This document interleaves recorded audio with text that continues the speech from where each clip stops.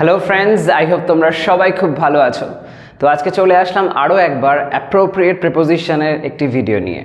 এর আগের দিনকেও আমি অ্যাপ্রোপ্রিয়েট প্রিপোজিশনের উপর একটা ভিডিও করেছি, তোমরা যদি মিস করে থাকো দেখে নিও, ডেসক্রিপশন বক্সে তার লিঙ্ক দেওয়া আছে। অ্যাপ্রোপ্রিয়েট প্রিপোজিশন বলতে আমরা কি বুঝি তাহলে? যখন এমন কোনো সিচুয়েশন হয় যেখানে নির্দিষ্ট কিছু শব্দের সাথে নির্দিষ্ট কিছু সংখ্যক প্রিপোজিশনই ব্যবহার করতে হয়, সেটাকেই বলা হয় অ্যাপ্রোপ্রিয়েট প্রিপোজিশন।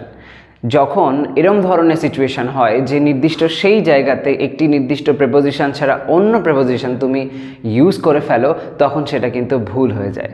তো সেই জন্য অ্যাপ্রোপ্রিয়েট প্রিপোজিশনগুলোকে শিখে রাখা খুবই প্রয়োজনীয় একটা ব্যাপার। তো সেই জন্য আজকে আমি তোমাদের সামনে এমন কিছু লাইন্স নিয়ে আসলাম যেখানে আমরা দেখতে পাবো অ্যাপ্রোপ্রিয়েট প্রিপোজিশনসগুলো। আর খুব গুরুত্বপূর্ণভাবে বিশেষ কিছু কিছু সিচুয়েশন এমন আছে যেখানে এমন কিছু কিছু অ্যাপ্রোপ্রিয়েট প্রিপোজিশন হয় যেগুলো একটু কনফিউজিং হয়ে যায়, এক্স্যাক্টলি বোঝা যায় না যে এখানে দুটো প্রিপোজিশনই তো হতে পারে, তাহলে কোনটাকে বসাবো। তো তেমন কিছু ওয়ার্ডস নিয়েও আমি এখানে চলে আসলাম যে ওয়ার্ডগুলোর পরে এমন ধরনের প্রিপোজিশন রিলেটেড প্রবলেমগুলো তোমরা ফেস করো। তো যাই হোক, এখানে সেই লাইন্সগুলোর মধ্যে দিয়ে সেটা এবার আমরা বুঝে নেব। এখানে প্রথম লাইনটা এবার দেখে নাও, আমি এই নতুন গেমটার সাথে পরিচিত। এই যে লাইনটা বলা হলো, আর দ্বিতীয় লাইনটা দেখো, এই গানটা সবার কাছেই পরিচিত। উভয় ক্ষেত্রেই আমরা পরিচিত শব্দটা দেখতে পাচ্ছি। তো এখানে হয়ে যায় একটা confusion.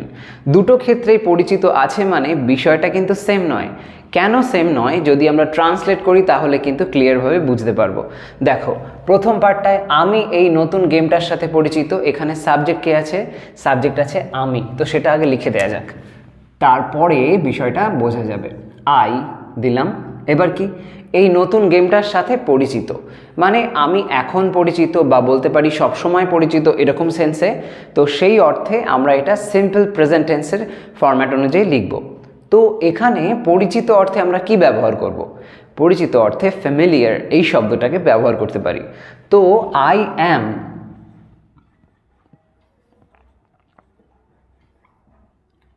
Familiar, I am familiar কিসের সাথে পরিচিত? না, নতুন গেমটার সাথে। আই অ্যাম ফ্যামিলিয়ার উইথ, এই উইথ হলো এখানে appropriate preposition. With this new game.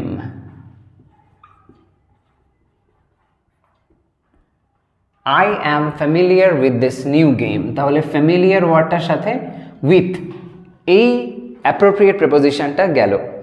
এখানে আমরা যে বিষয়টা লক্ষ্য করব, আমি যার সাথে পরিচিত, যে বিষয়টির সাথে আমি পরিচিত, সেই বিষয়টি কিন্তু শেষে আসলো। ওকে, শেষে আসলো। কিন্তু দ্বিতীয় লাইনটার ক্ষেত্রে বিষয়টা বোঝার চেষ্টা করো। এই গানটা সবার কাছেই পরিচিত, এখানেও পরিচিত সেন্সে আমরা ফ্যামিলিয়ার ওয়ার্ডটা ইউজ করব, কিন্তু এখানে একটা পার্থক্য আছে। এখানে এই গানটা সবার কাছে পরিচিত, অর্থাৎ এখানে সাবজেক্টের জায়গাতে আমরা এই গানটাকে রাখছি, মানে যার সাথে সবাই পরিচিত সেই জিনিসটা কিন্তু আগে চলে আসলো, যেটা কিন্তু এখানে হয়নি। আমি যার সাথে পরিচিত ছিলাম, দিস নিউ গেম, এটা কিন্তু শেষে থাকছে, তখন সেক্ষেত্রে আমরা ফ্যামিলিয়ার উইথ লিখছি। কিন্তু যদি এটা প্রথমে দিয়ে লিখি তাহলে সেক্ষেত্রে টু এর ব্যবহার করতে হবে। কিভাবে? এই লাইনটা লিখি তাহলে বুঝতে পারবে। এই গানটা,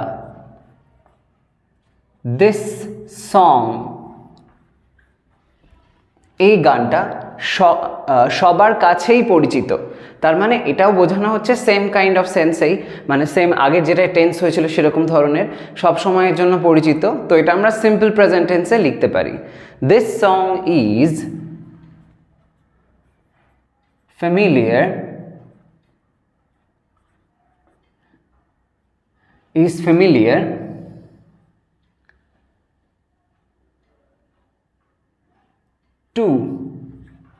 টু কি না, সবার কাছেই, to everyone. This song is familiar to everyone. তো এখানে ফ্যামিলিয়ারের পরে টু হলো অ্যাপ্রোপ্রিয়েট প্রিপোজিশন। তাহলে বিষয়টা বোঝা যাচ্ছে, এখানে সবার কাছে মানে সবাই যে বিষয়টা সম্পর্কে পরিচিত, সেই বিষয়টা যদি শেষের দিকে লিখতাম আমরা, তাহলে এখানে কিন্তু উইথ লিখতে হতো। অর্থাৎ আমরা যদি এরকমভাবে লিখতাম, এভরিওয়ান ইজ ফ্যামিলিয়ার, তারপরে গিয়ে উইথ দিয়ে লিখতে হতো this song. Everyone is familiar with this song, কিন্তু দিস সং যেই প্রথম দিকে লিখছি তখন এখানে আমাদেরকে টু আনতে হচ্ছে। একই রকমভাবে আগের লাইনেও আমরা সেটা কিন্তু বলতে পারি যে I am familiar with this new game, এটা যদি আমরা প্রথম দিকে দিতাম, যে দিস নিউ গেমটা যদি ফার্স্টে আনতাম, তাহলে হতো this new game is familiar to me, okay, তখন সেক্ষেত্রে টু এর ব্যবহার হতো।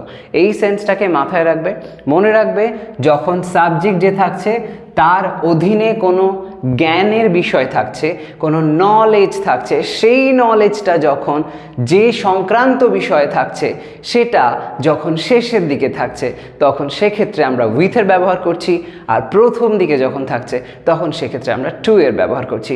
এই সাবজেক্ট অবজেক্টের বিষয়টা একটু বুঝে রাখবে, ওকে। নেক্সট লাইনটা দেখো, আমার তোমার শব্দের প্রতি বিশ্বাস আছে। আমার তোমার শব্দের প্রতি বিশ্বাস আছে। তো এই যে কথাটা এখানে বলা হচ্ছে এটার মধ্যেও আমরা অ্যাপ্রোপ্রিয়েট প্রিপোজিশন দেখতে পাবো, এবং সেটা কি ধরনের হয় চলো দেখে নেওয়া যাক। আমার তোমার শব্দের প্রতি বিশ্বাস আছে, তো এটার যে সেন্সটা সেটা আমরা ট্রান্সলেট করলে কেমন হবে? আমার তার মানে আই, এখানে আই হ্যাভ, বিশ্বাস আছে মানে ফেথ আছে। আই হ্যাভ ফেথ তোমার শব্দের প্রতি, in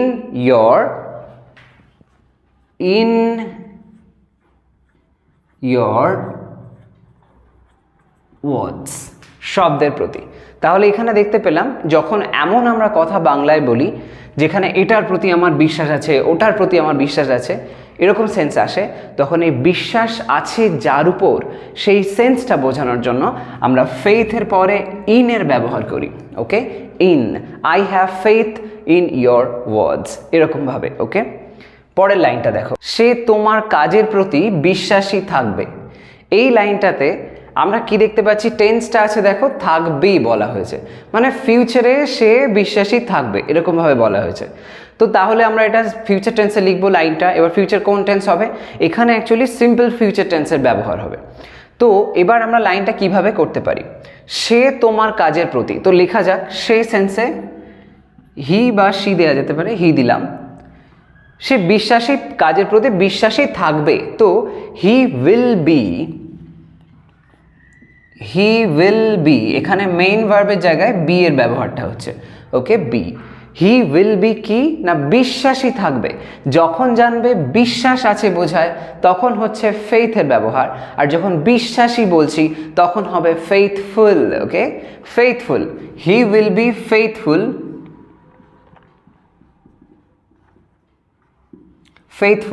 তারপরে কি হবে? অ্যাপ্রোপ্রিয়েট প্রিপোজিশন, যার প্রতি বা যে জিনিসটার প্রতি সে ফেইথফুল থাকবে সেটা বোঝানোর আগে আমাদেরকে টু এর ব্যবহার করতে হবে। He will be faithful two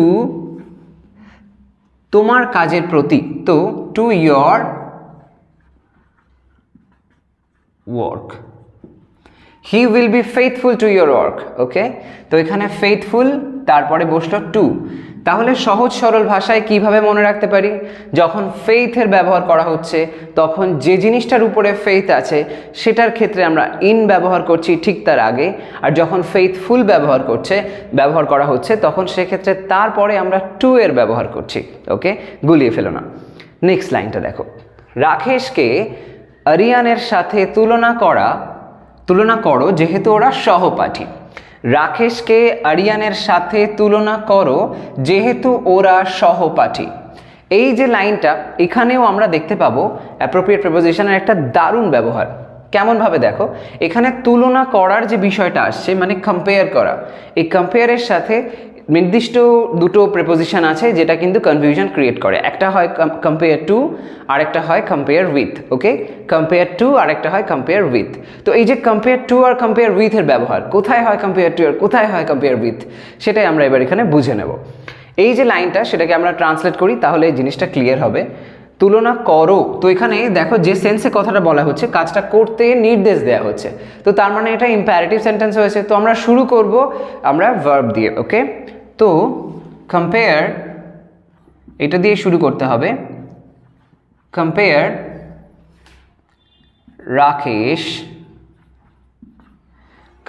Rakesh কার সাথে?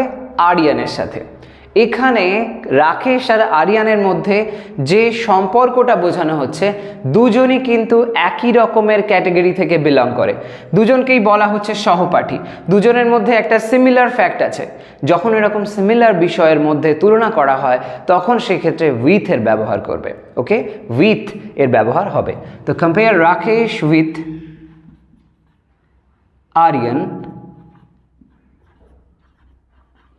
আরিয়ান, যেহেতু অ্যাজ ওরা সহপাঠী, অ্যাজ দে আর, সহপাঠী মানে classmates, okay, as they are classmates. তো এখানে কম্পেয়ারের ব্যবহারটা হলো এবং তার সাথে সাথে উইথ চলে আসলো। তাহলে কি বুঝলাম যে দুটো যখন সেম জিনিস হচ্ছে তাদের মধ্যে তুলনা করছি সেক্ষেত্রে আমরা উইথের ব্যবহার করছি। কিন্তু যখন তার মানে এটার থেকে এই পয়েন্টটাও বেরিয়ে আসলো, যখন দেখবো যে দুটো জিনিস ভিন্ন তাদের মধ্যে তুলনা হচ্ছে সেক্ষেত্রে আমরা তাহলে টু এর ব্যবহার করব। ওকে, সেটাই আমরা পরের লাইনে দেখতে পাবো। তাকে সিংহের সাথে তুলনা করা হলো। তাহলে এখানে যে দুটো বিষয়কে আমরা দেখতে পাচ্ছি, একদিকে তাকে আর একদিকে সিংহের, হতে পারে যে তার সাহসটা সিংহের সাহসের সঙ্গে সেম, সেই জন্য কম্পেয়ার করা হয়েছে। কিন্তু দুটো বিষয় কি সেম? তা তো নয়। সিংহ সে এক রকমের প্রাণী আর তাকে মানে সে অ্যাকচুয়ালি হিউম্যান, সে অ্যাকচুয়ালি বোঝানো হচ্ছে সে একটা মানুষ। তাহলে একদিকে হচ্ছে মানুষ আর একটা দিকে বোঝানো হচ্ছে সিংহ, দুটো কিন্তু ভিন্ন বিষয়। এই দুটো জিনিসকে যখন কম্পেয়ার করা হচ্ছে তার মানে দুটো আলাদা আলাদা জিনিস, যাদের মধ্যে অ্যাকচুয়ালি জিনিস বলা উচিত নয়, প্রাণী এরা, তো আলাদা আলাদা প্রাণী যাদের মধ্যে হিউজ ডিফারেন্স রয়েছে, এদেরকে কম্পেয়ার করা হচ্ছে। তো এক্ষেত্রে আমরা কম্পেয়ার টু এর ব্যবহার করব, কম্পেয়ার উইথ নয়। তো লাইনটা আমরা সেইভাবে লিখব। এবার দেখো এটা কোন টেন্সে আছে, করা হলো বলা হচ্ছে, তার মানে কারোর দ্বারা কাজটা করা হয়েছে, এটা বোঝা যাচ্ছে যে তুলনা করা হলো, তো কারোর দ্বারা হলো। এবার কাজটা যে সেন্সে বলা হচ্ছে, যে করা হলো মানে হচ্ছে পাস্টে হয়েছে, সিম্পল পাস্ট টেন্সে, হলো, করলো, গেল, এই সেন্সগুলো আমরা সিম্পল পাস্ট টেন্সে বলে থাকি। তো সেই অনুযায়ী লাইনটা আমরা ট্রান্সলেট করব। তো তাকে, তো হি ওয়াজ কম্পেয়ার্ড, যেহেতু প্যাসিভ ভয়েস তাই জন্য আমরা প্যাসিভ ভয়েসের ফরম্যাটে করছি। ওয়াজের পর ভার্বের third form. He was compared কিসের সাথে? To, he was compared to a lion, একটা সিংহের সাথে, এরকম সেন্সে। তো এখানে কম্পেয়ারের পরে টু এর ব্যবহার। ওকে, তো টু, দুটো যখন পৃথক ক্যাটাগরি থেকে বিলং করা জিনিস হবে, দুটো ভিন্ন প্রকৃতির জিনিস হবে, যাদের মধ্যে অ্যাকচুয়ালি সেরকম কোনো মিল থাকতে পারে না, এরকম ধরনের যেটা কিনা ভিন্ন ভিন্ন এরিয়া থেকে বিলং করে, এমন জিনিসের মধ্যে যখন কম্পেয়ার করছো সেক্ষেত্রে টু ব্যবহার করো। আর যখন দুটো সেম টাইপের ফ্যাক্ট তখন সেক্ষেত্রে কম্পেয়ার করো উইথ দিয়ে। ওকে, যেমন এখানে রাকেশ আর আরিয়ান দুজনই সেম, দুজনই ক্লাসমেট, দুজনই হিউম্যান, কম্পেয়ার করা যেতে পারে, কিন্তু কোথায় একটা সিংহ আর কোথায় একটা মানুষ, এরকম ধরনের কম্প্যারিজন যখন হয় সেক্ষেত্রে টু এর ব্যবহার। ওকে, নেক্সট লাইনটা দেখো, নিজের দায়িত্বের প্রতি মনোযোগী হও। এখানে যে সেন্সটা বলা হচ্ছে এটাও দেখো একটা নির্দেশ দেওয়া হয়েছে, ইম্পারেটিভ সেন্টেন্স। তো আমরা এটা ভার্ব দিয়ে শুরু করব। যখন এই ধরনের সিচুয়েশন আসে যেখানে মনোযোগী হওয়ার কথা বলা হয় সেক্ষেত্রে আমরা বলতে পারি অ্যাটেন্ড, তারপরে টু, অ্যাটেন্ড টু। তো মনোযোগী হও, তো অ্যাটেন্ড টু কিসের প্রতি? নিজের দায়িত্বের প্রতি। Attend two your responsibilities.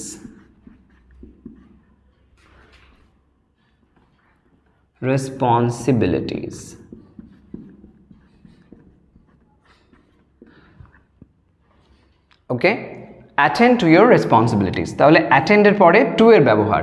যখন কিছুর প্রতি একটা মনোযোগী হওয়ার বিষয় আসে তখন সেক্ষেত্রে আমরা টু ব্যবহার করতে পারি। যেমন এটা আরও অন্যভাবে হতে পারে, যেমন attend to your class teacher, class teacher যা বলছেন তার কথা মন দিয়ে শোনো, তাই জন্য তার প্রতি মনোযোগী হও, এরকম সেন্সে অ্যাটেন্ডের পরে টু এর ব্যবহার। এবার নেক্সট লাইনটা দেখো, নার্স রোগীটির সেবা করছে। এখানেও আমরা অ্যাটেন্ডের ব্যবহার হতে দেখব, কিন্তু এখানে সেবা করা সেন্স যখন আসে তখন অ্যাটেন্ডের সাথে টু নয় আপন এর ব্যবহার হয়। ওকে, অ্যাটেন্ড আপন। তাহলে লাইনটা যদি আমরা লিখি কিভাবে হবে?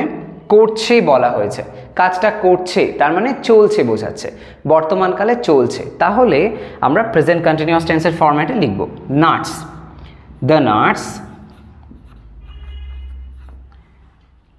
রোগীটির সেবা করছে, তো ইজ অ্যাটেন্ডিং আপন, ইজ অ্যাটেন্ডিং আপন রোগীটির, তার মানে দ্য পেশেন্ট।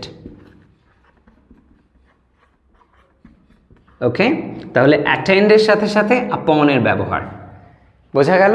তাহলে আপনের ব্যবহারটা আমরা তখন করছি যখন সেবা করা সেন্স আসছে, আর টু এর ব্যবহার করছি যখন মনোযোগী হওয়া সেন্স আসছে। ওকে, ভেরি ইজি, কনফিউজ হবে না, শান্ত হয়ে একদম বিষয়টাকে একটু একটু করে বোঝার চেষ্টা করো, তাহলে দেখবে কোনো প্রবলেম হবে না। নেক্সট লাইনটা দেখো, সে খ্যাতির আকাঙ্ক্ষা করে, সে খ্যাতির আকাঙ্ক্ষা করে। আকাঙ্ক্ষা করা সেন্সে আমরা অনেক রকমের ওয়ার্ড ইউজ করতে পারি, লং ইউজ করতে পারি অথবা হ্যাঙ্কার ইউজ করতে পারি। আমি এখানে হ্যাঙ্কার দিয়ে বলছি, তারপরে লংয়ের ব্যাপারটাও বলছি। এই যে লাইনটা, সে খ্যাতির আকাঙ্ক্ষা করে, যখন কোনো কিছুর প্রতি তোমার আকাঙ্ক্ষা থাকে সেটা তোমরা হ্যাঙ্কার আফটার বলে সেটার কথা বলতে পারো। তো এখানে সে খ্যাতির আকাঙ্ক্ষা করে, লাইনটা যদি আমরা লিখি কিভাবে হবে, সে তো হি দিলাম, হি আকাঙ্ক্ষা করে, তো হি হ্যাঙ্কার্স, এসে সবসময়ই করে এরকম একটা সেন্স যে এরকম ধরনের সবসময় তার একটা আকাঙ্ক্ষা আছে, তো অলওয়েজ ট্রু সেন্সে সিম্পল প্রেজেন্ট টেন্স বা প্রেজেন্ট ইনডেফিনাইট টেন্স এটা কিন্তু বলা হয়েছে। হি হ্যাঙ্কার্স আফটার, হি হ্যাঙ্কার্স আফটার কি, খ্যাতি, তো রেপুটেশন। ওকে, অথবা ফেমও বলতে পারো।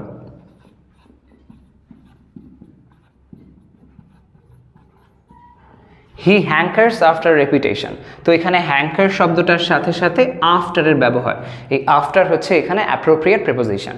এটা আমরা লং যদি ব্যবহার করে বলতাম তাহলে লংস ফর এরকমভাবে বলতে হতো, হি লংস ফর রেপুটেশন। ওকে, এরকমভাবে।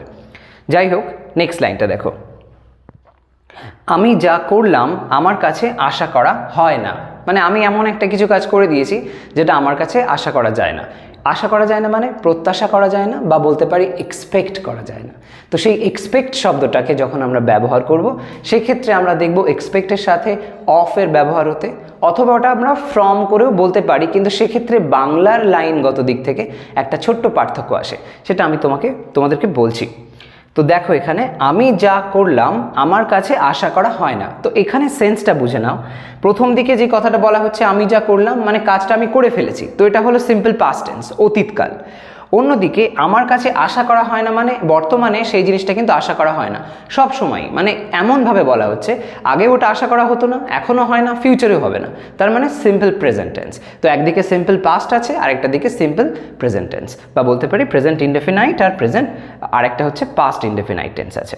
তো আমি যা করলাম, এই লাইনটা যদি লিখি আমরা, হোয়াট